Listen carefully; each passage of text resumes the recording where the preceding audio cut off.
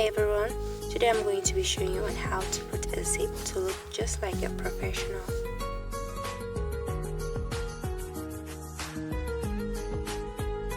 Here we have our Ankara gown and we will be using a 23 inches length of zip.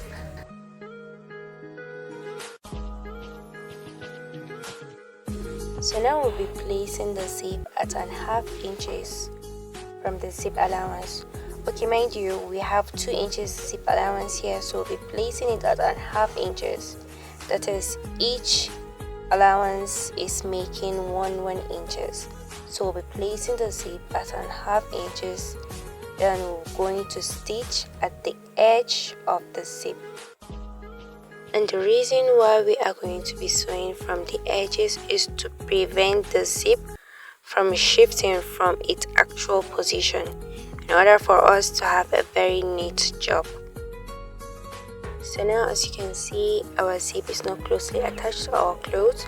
So what we need to do next is to stitch a little bit closer. So this is going to help us to sew this clothes neatly without the zip shifting from the position. As I told you earlier, we are going to have 2 stitches. The first one is to enable us to hold the zip, and the second one will give us the accurate sewing that will be very close to the cloth. So now, as you can see, we've gotten the result we wanted. The zip now is close to the clothes and it is in straight line without shifting.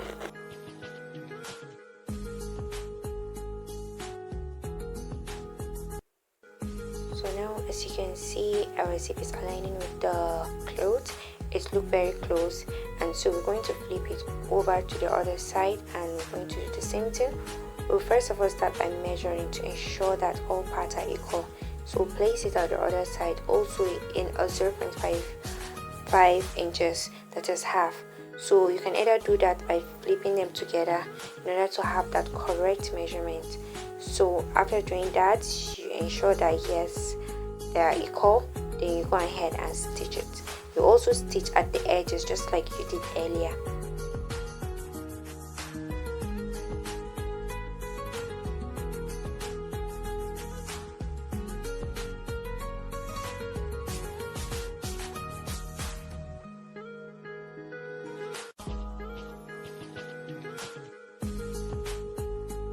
So here, this is the result from the first stitches you did earlier. This is to show you that first stitches you did will not make the cloth align, the zip align to the cloth. So this is what you're going to get, but the reason why you'll be doing this is just to prevent the zip from shifting from where you want it to be. So now we'll go ahead and sew for the other stitches, the one that is closer to the zip, because you can even feel it when you're on your flatbed machine. You observe that the teeth of the machine is on the zip, whereas needles is by the side.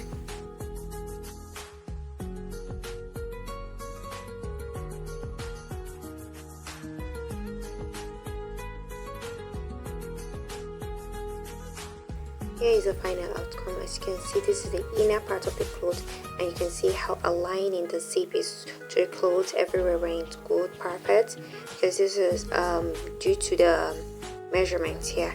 So as you can see here, there is no any rough work. It just look neat. So when you turn it over, you observe that yes, the cloth is aligning to the zip.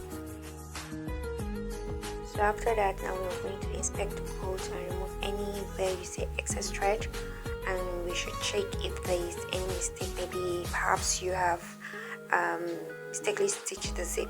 So what we're going to do now is to zip this. We're going to turn the zip here, and this is basically how you're going to do it. You just turn it to the other side and just give it a little stitch here.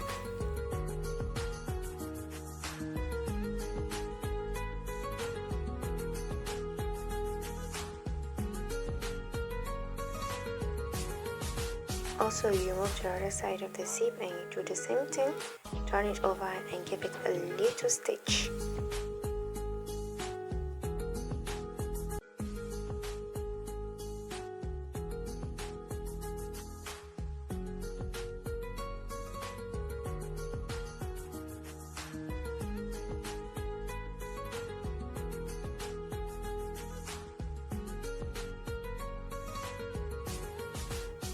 basically this is the outcome of the sewing.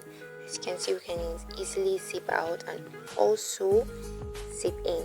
So this is just literally how to put an invisible zip, as simple as you can see, and how neat our clothes look.